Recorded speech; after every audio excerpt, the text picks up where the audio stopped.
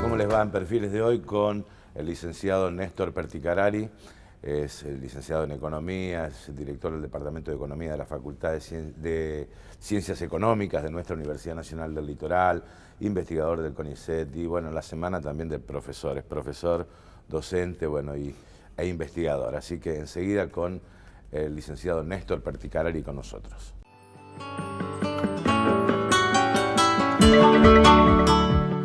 ¿Qué tal, Néstor? ¿Cómo te va? ¿Qué tal? Muy bien, por suerte. Un gusto.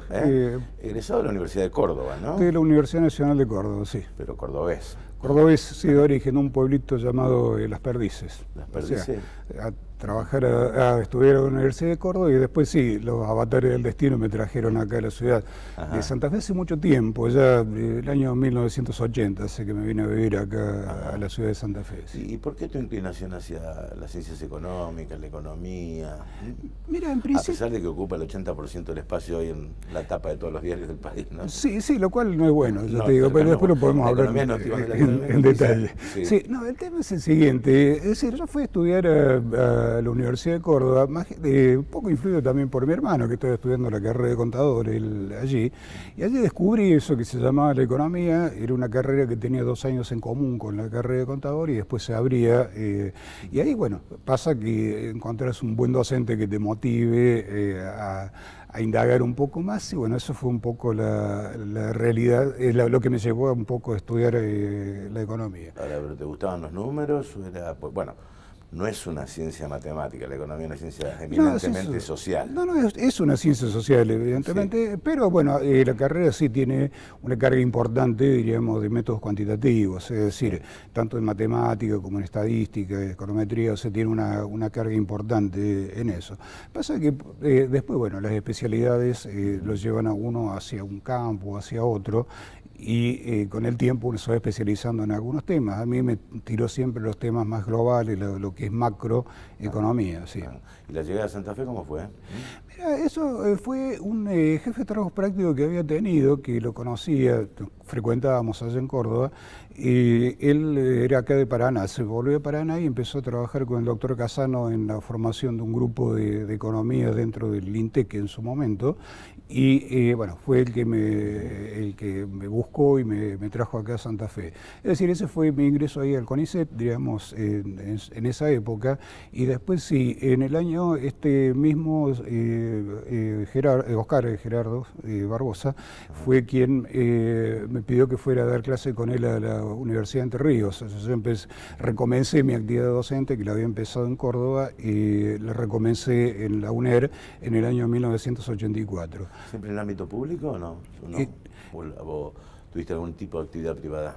No, originalmente la carrera fue trabajar en un banco privado dirigido por una serie de cerebros de la economía argentina como Cavallo, Dadone, todo esto. Bueno, convengamos que en algunas cosas funciona, en otras no, en algunas a medias. Bueno, este banco terminó quebrando.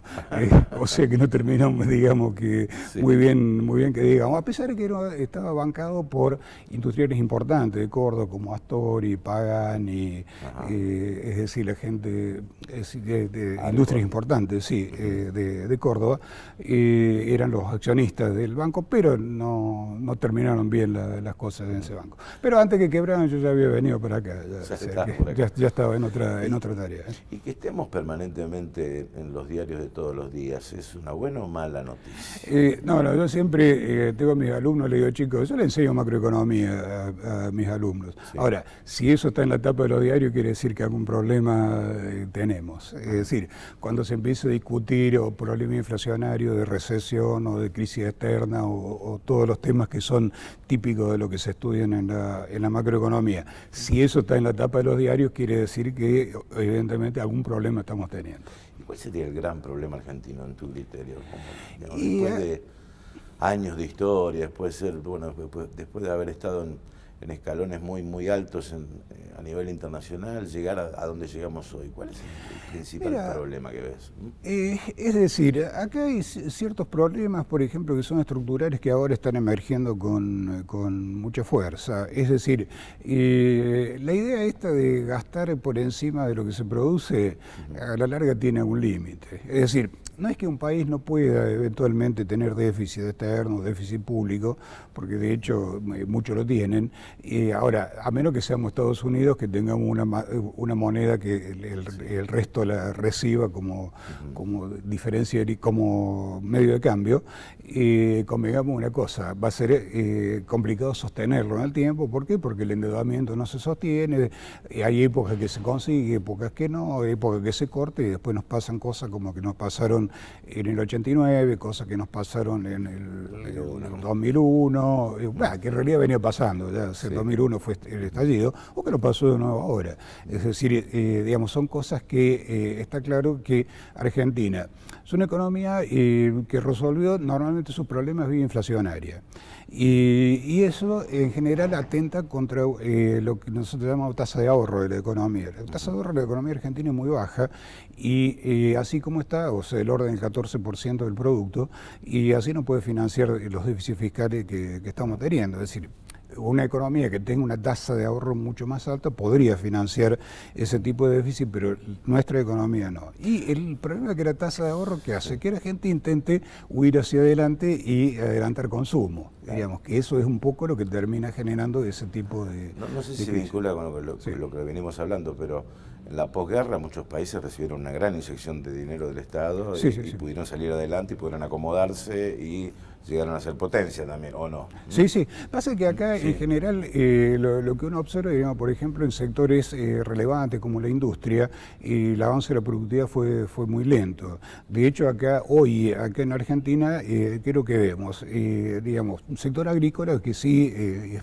de punta a nivel internacional, y después islas, es decir, la industria automotriz, alguna industria siderúrgica como Techino, algo así, que uno encuentra de niveles de altísima productividad, pero en general el promedio es muy bajo, lo cual lleva a cierres de la economía y, digamos, el problema del cierre de la economía a la larga termina generando niveles o tasas de desarrollo menores de las que podría alcanzar en otras circunstancias. Es decir, Estado grande y producción chica. Exacto, sí, ese es el problema. Pasa que el Estado comienza a tomar el rol que tendría que haber cumplido el sector privado, y el problema es que terminamos con participaciones muy altas, niveles impositivos muy altos, productividades bajas. Bueno, cuando metemos todo eso en la probeta, bueno, sale lo que tenemos acá. O sea, la conclusión es un problema político el de la Argentina, porque también, es decir, durante mucho tiempo se asistió desde el Estado a diversos sectores, se sobredimensionó también, por una cuestión tal vez de empleo que no ha cumplido el sector privado. Sí, por eso digo, por eso te hablaba de los niveles de productividad, diríamos que en general siguen siendo bajos, y los sectores que realmente mejoran la productividad generalmente no son creadores de empleo. Y por ahí interviene el Estado, diríamos, en muchos casos le han asignado, en términos de política, le han asignado al Estado mantener los niveles de empleo, que obviamente el Estado se hace cargo de servicios que son altamente intensivos. Es decir, por ejemplo, cuando uno habla de educación, de seguridad, son servicios altamente intensivos en el uso de mano de obra. Pero convengamos que lo que tenemos en este momento excede bastante, lo que esos servicios realmente están prestando. En su momento, bueno, a partir de lo que estás diciendo, bueno, se dijo en su momento, por ejemplo, que los planes sociales atentaban contra la cultura del trabajo. ¿Coincidís con este análisis o no? Mira, no está probado. ¿No? Digamos, el tema... eso la propia Iglesia lo planteó en su momento, si mal no recuerdo. Sí, ya sé, pero el problema de eso son estudios que incluso habría que compararlo con otros países. Por ejemplo, acá digamos, hay una cultura de plan social, o sea, asignación por hijos, ese tipo de cosas. A veces no son comparables con lo que tenemos en otros países, caso de seguro de desempleo, por ejemplo, claro, que es, digamos, también entra dentro del gasto social. Los parados en España, por ejemplo. Sí, los parados, sí, lo que es el paro, se lo mira el paro habitualmente en España, que el seguro de desempleo no está extendido, diríamos, acá se extendieron otro tipo de apoyos, diríamos, o de planes sociales, los cuales, digamos, habría que hacer estudios realmente, tanto económicos como sociológicos, un poco más profundos, para determinar qué impacto tienen realmente en lo que es la oferta laboral. Es decir, si realmente inciden sobre eso o no inciden. Pero por el otro lado, convengamos una cosa, por el lado de la demanda de trabajo, cuando uno tiene una estructura productiva y de servicios de baja productividad, y bueno, también las remuneraciones que otorgan no son muy altas, y ahí nos encontramos en muchos casos con el problema que generan las prestaciones o planes sociales también. Es decir, para mí pues, no es una cosa que se pueda afirmar con precisión. Ahora, Esto acá, ¿y por qué el sector privado no lo absorbe? Es decir, no sé si es correcta la pregunta, pero el industrial argentino, el dador de trabajo, ¿tiene la camiseta puesta o no, en tu criterio? O digamos, la tentación por lo financiero tal vez es más... El capital no tiene ningún tipo de sentimientos, algunos dicen, ¿no? Mira, acá, si uno lo compara con otra burguesía, diríamos, digamos, de otros países, incluso países vecinos, como el caso de Brasil, claro, vamos a encontrar una actitud, podemos decirle, como en términos futboleros, para llamarlo de alguna manera, mucho más baja, en el sentido que no se preocuparon mucho por defender su sector, por mejorar la productividad. El tema de la baja tasa de ahorro, la escasa posibilidad de financiamiento, digamos, han conspirado en muchos casos contra ese tipo de desarrollo también. Mucha corrupción, digamos, que es otro problema que está emergiendo ahora, pero como digamos que no es un problema nuevo que tenemos, y a la larga, digamos, cuando uno mira en términos de desarrollo, los países que gozan de mejores estándares son los que la percepción de la corrupción es mucho más baja. En los países que tienen percepción de corrupción mucho más alta, los niveles de desarrollo son mucho menores, y Argentina, desgraciadamente, está entre lo que tienen percepción y efectivamente niveles de corrupción elevados. En general, eso traba los procesos de inversión, que es a donde realmente se sustentan los desarrollos de los países, en procesos de inversión más o menos fuertes, que son trabados por problemas financieros, por problemas de corrupción, por varios problemas que uno lo junta por la escasa actitud que uno podríamos llamar de nuestra burguesía, y ahí nos encontramos que esta mezcla por ahí ha dado tasas de desarrollo muy bajas. Solamente la hemos visto en algunas etapas, digamos, que hemos tenido épocas de que uno puede decir, ¿cuándo tuvimos 10 años seguidos de crecimiento? La década del 60, es decir, años 63, 64 que arrancamos, hasta la crisis petrolera, diríamos, fueron quizás los años de oro de crecimiento de Argentina. Después nos hemos topado siempre con problemas, límites, o sea, alta vulnerabilidad externa, es decir, ciclos que por ahí aparecía el financiamiento y ciclos que se cortaba abruptamente, que dejaban al Estado con gran carga de deudas a pagar, transferida en muchos casos del sector privado. Es decir, nos encontramos con muchos frenos a lo que serían un marco adecuado para las decisiones que efectivamente conduzcan a un país en su conjunto al desarrollo. Bien, vamos a hacer una pequeña pausa, Néstor. ¿Cómo no? Hay una serie de temas importantes, el tema inflacionario, el tema ahora se vuelve, la llamada dolarización de la economía argentina, la posibilidad de una nueva convertibilidad. También una cultura, nombraste la década del 60, 70, una cultura atada al dólar también. Si eso realmente es un problema, enseguida con Néstor Perticarari aquí en Perfiles de Época.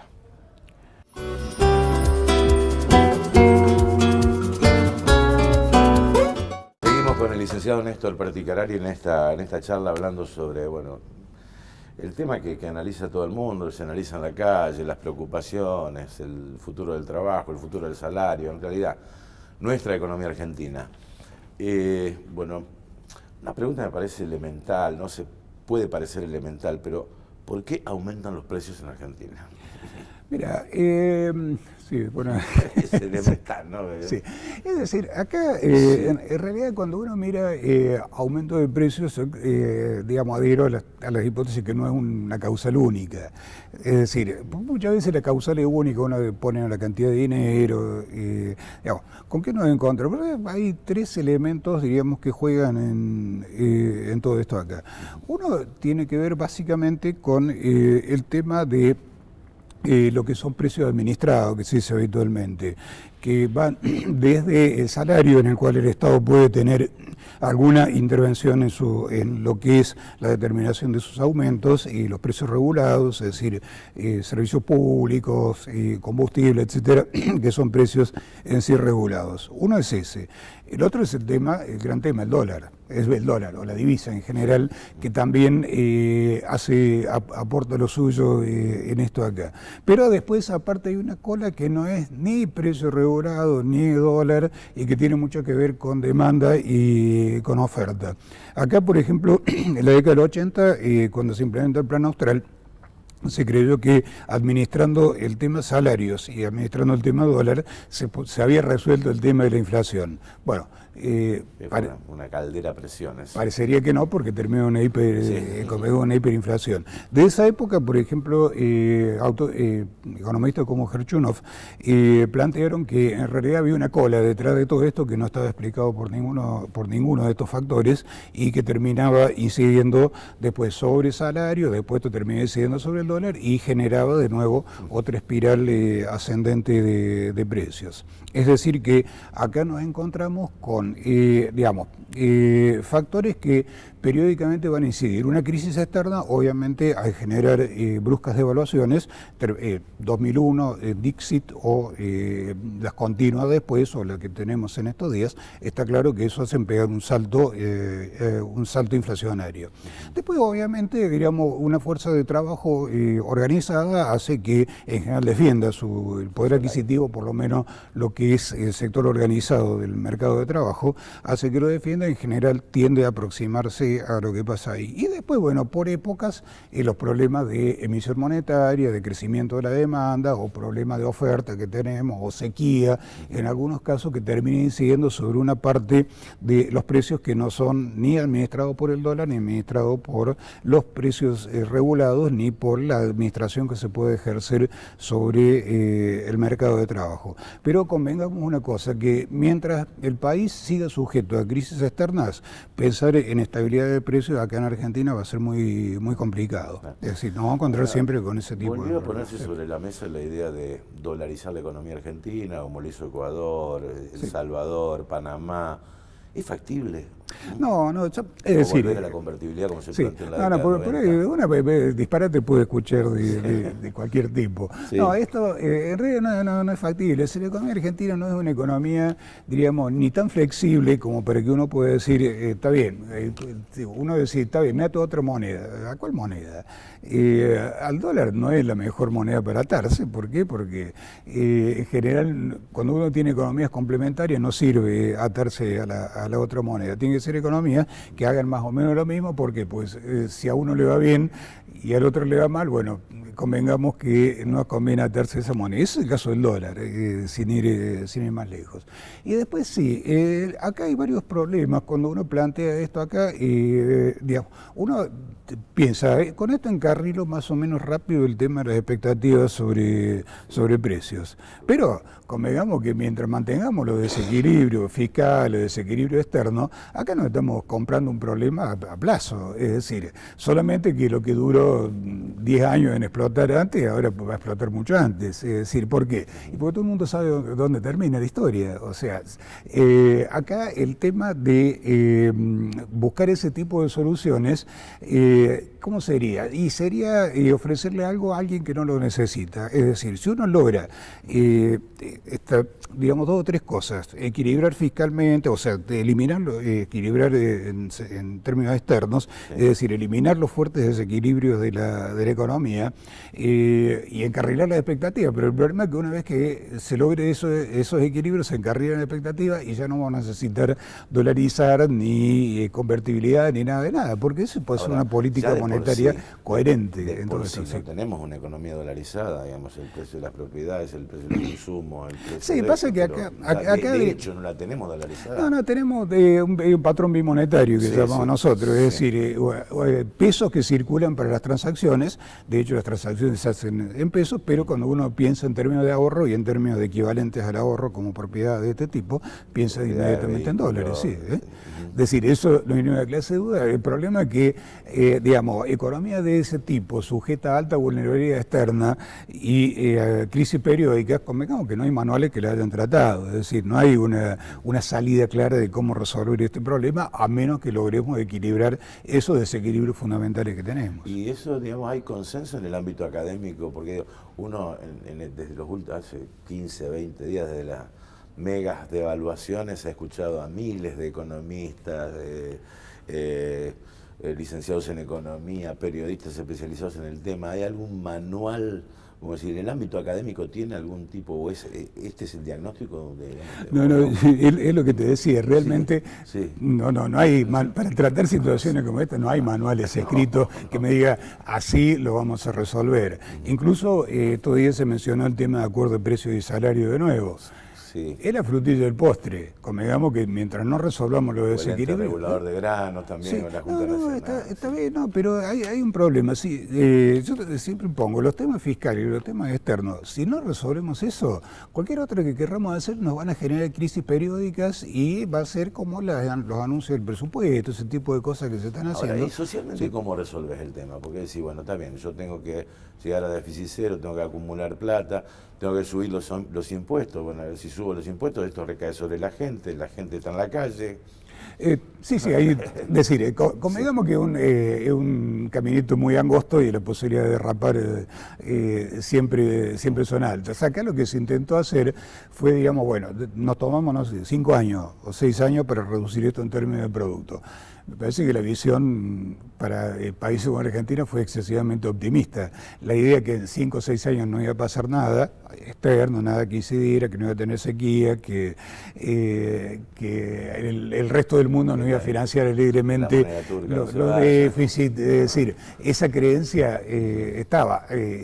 Si esa es la que teníamos diríamos, en la cabeza, convengamos que era excesivamente optimista. Es decir, ahí creo que erraron. Me parece que el sendero que habrían que haberse tratado tenía que haberse un poco más ajustado, diríamos, en términos de gasto, en términos de impuestos, y quizás salir de una situación de déficit fiscal y externo muy elevado requería quizás otro tipo de medidas que no era hacer ese alegre neokeynesianismo, diríamos, financiado con deuda. ¿Por qué? Porque el momento que el endeudamiento algún día se cortaba y se acababa y iban a aparecer todas las ruedas pinchadas del problema. Es decir, obviamente que vamos a encontrar, en términos académicos, vamos a encontrar mucha discrepancia en esto acá. ¿Y por qué? Porque el otro modelo opuesto, ¿cuál sería? Bueno, el modelo de los controles, el control de capital, el control del comercio, control de lo que decíamos recién. Control de cambio. Sí, por eso poner toda una serie de controles, pero convengamos que eso también fracasó, o sea que ya eso sabemos dónde termina. Y el problema del populismo, mientras hay plata, es una historia, y el problema del populismo sin plata es otra. Si no, miremos a Venezuela, diríamos, ahí nos damos cuenta de lo que es el problema del populismo sin plata. Es decir, hay montones de cosas que hay que tener en cuenta y que por ahí los diagnósticos, es decir, lo arman en base a un escenario determinado y lo proyectan en el tiempo, creyendo que eso se puede mantener. Si se hubiera mantenido, quizás no pasa nada, estaríamos todos contentos, pero claro, no siempre las cosas salen como uno quiere. Ahora, cuando el dólar estaba a 18, bueno, hay una queja generalizada, la cola de vehículos a Chile a comprar, los viajes al exterior, no se podía exportar. Ahora el dólar está a 40, bueno, también hay, digamos, una crítica generalizada, digamos, a lo que significa trasladar a precios un dólar a 40, ni más ni menos. El problema está en lo que te lo mencioné 2 o 3 veces acá, tenemos lo que nosotros llamamos vulnerabilidad externa. Es decir, Argentina es un país altamente endeudado y con déficit encima, con déficit externo y déficit público. La pregunta es, bueno, ¿cómo corregimos todo eso? Digamos, si yo estoy altamente endeudado, no genero las divisas suficientes para pagarle, ¿eso qué quiere decir? Que la lectura que tienen los del exterior respecto a nosotros, es decir, estos señores van derecho a darse un palo, o sea, digamos, ese es el tema, independientemente de la ideología del que gobierne, es decir, ellos están mirando, che, ¿cómo funciona esto? ¿A dónde nos lleva? Y si uno ve que la balanza comercial o la cuenta corriente de balanza de pago en general tiene déficit creciente, o sea que no genera divisas ni para pagar intereses ni para amortizar nada, entonces, y encima más deuda todavía para financiar, y bueno, convengamos que el problema de ahí a la idea que puede caer eso de un default, por lo menos para los que lo miran de afuera, y de hecho Argentina lo ha hecho varias veces, termina siendo, digamos, algo palpable como idea, al margen de la ideología del que gobierna y que piense o no hacerlo, diríamos. Eso es un tema que la lectura que tiene el exterior está que, bueno, cuando ocurre eso, ¿qué pasa? Y bueno, ahí viene el problema de le cortamos el financiamiento. Y cortar el financiamiento acá implica... Un costo social altísimo. Sí, los costos que uno está viendo, una disparada del dólar, inflación alta, pobreza creciente, desempleo, recesión, que es un poco lo que estamos viendo ahora. O sea, el tema del ajuste a esa nueva realidad tiene todo ese tipo de componentes. Por último, Néstor, se analiza en el ámbito académico, digamos, el futuro del trabajo en el mundo, en Argentina obviamente, ¿no? Pero, digamos, cómo la tecnología va a desplazar a oficios. Sí, eso es cierto, no es mi especialidad directamente, pero obviamente que sí, está claro que hay lo que uno está observando, si lo mira digamos, las 2 últimas décadas respecto a esto acá, hay, digamos, actividades que han crecido como tal y sin que crezca el empleo, ¿qué quiere decir esto acá? O que aumentan fuertemente la productividad, hay oficios que tienden a ser reemplazados cuando uno mira una fábrica automotriz, es decir, la robotización. Claro, si uno mira lo que era, no sé, Renault allá en la década del 70 y lo que es Renault ahora, hace 3 veces más auto con menos de un tercio de los trabajadores. Es decir, está claro que los robots están reemplazando en buena medida la mano de obra. Es decir, eso está claro que hay obviamente, digamos, sustitución de trabajo por capital. Está claro que en términos, hay que tener cuidado con eso, ¿por qué motivo? En términos de lo que es distribución del ingreso en última instancia, hay que ser muy claro por qué motivo, porque hay que ver cómo se reparte el fruto de ese aumento de la productividad en esos sectores, por lo menos, para decir, bueno, realmente sí, que no genere solo ingresos para un sector, o sea, capital, y deje sin ingresos al trabajo, porque implica depauperación creciente de franja grande de la población. Gracias, Néstor, por estos minutos, muy amable. No, por favor, gracias por invitarme. Bien. Hoy pasó Néstor Perticarari aquí en Perfiles de Época.